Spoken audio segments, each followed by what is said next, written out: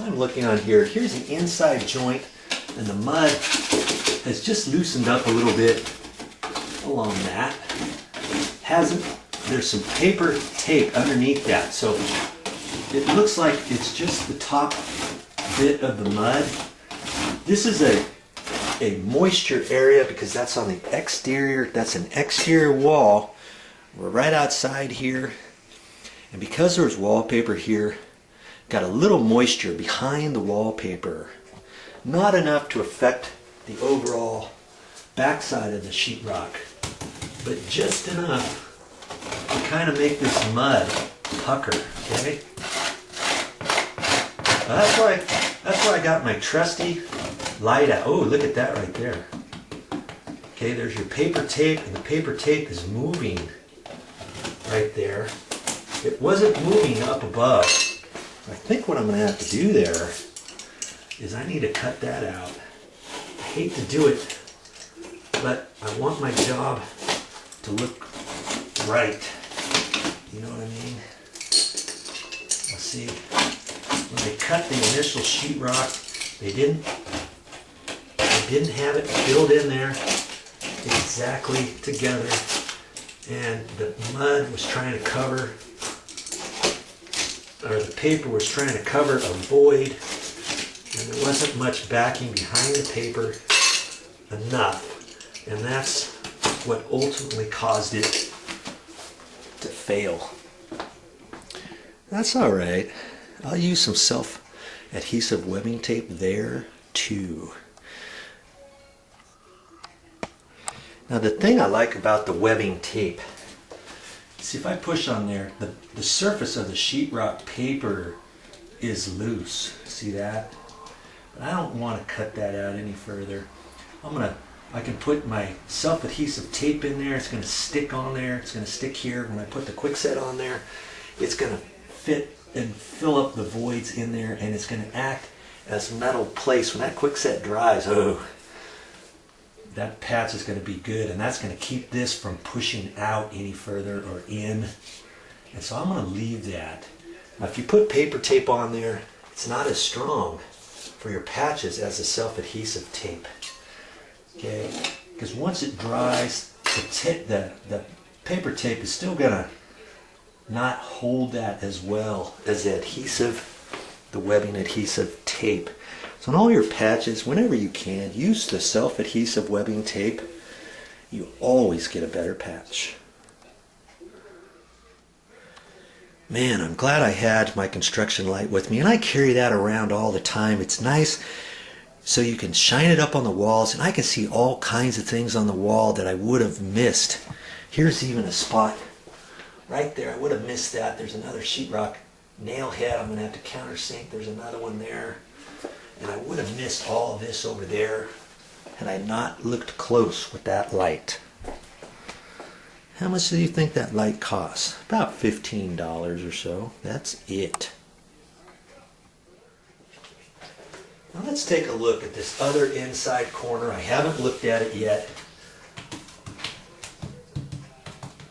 Feels a little loose in there. Just wondering.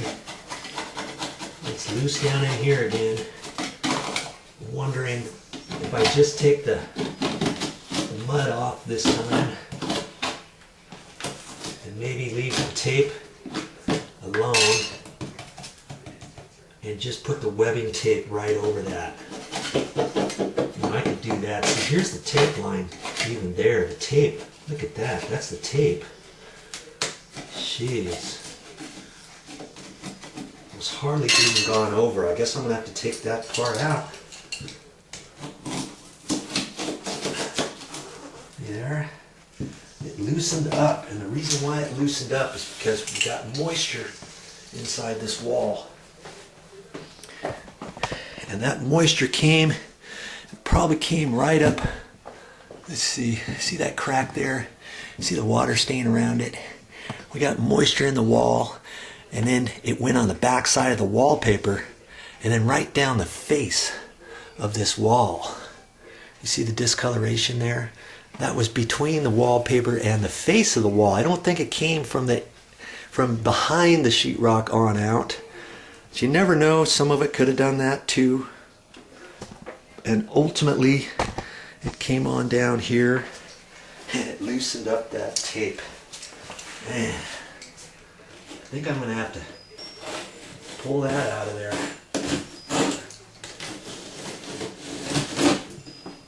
And on all patches, it's always like this. I didn't think I was going to have to do as much patching on this wall. But once you get into it and start looking, you're going to have to be the person to decide.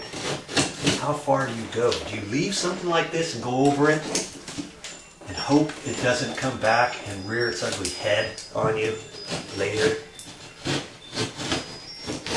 Take your chances.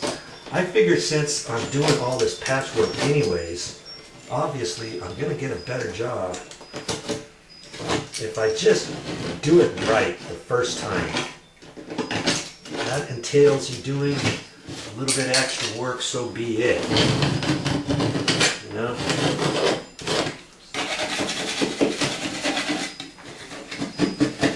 There's some more.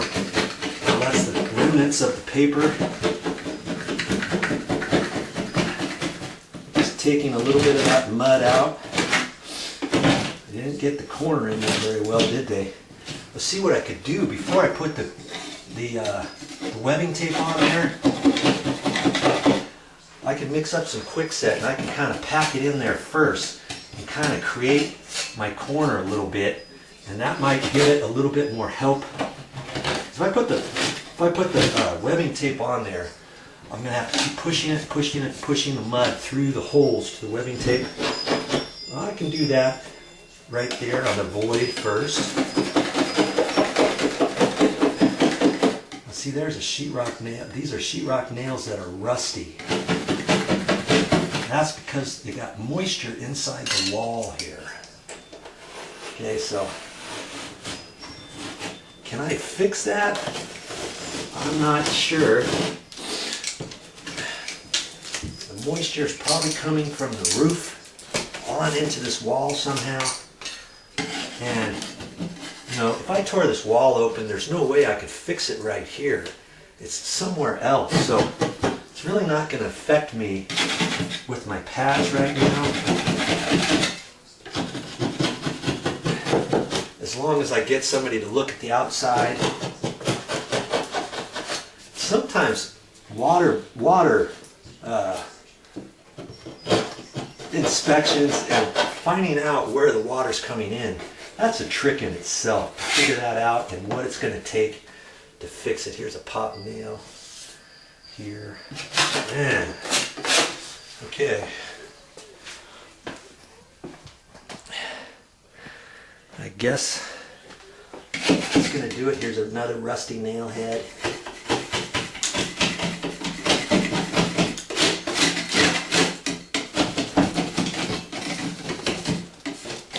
And I'll pack that with quickset in there first.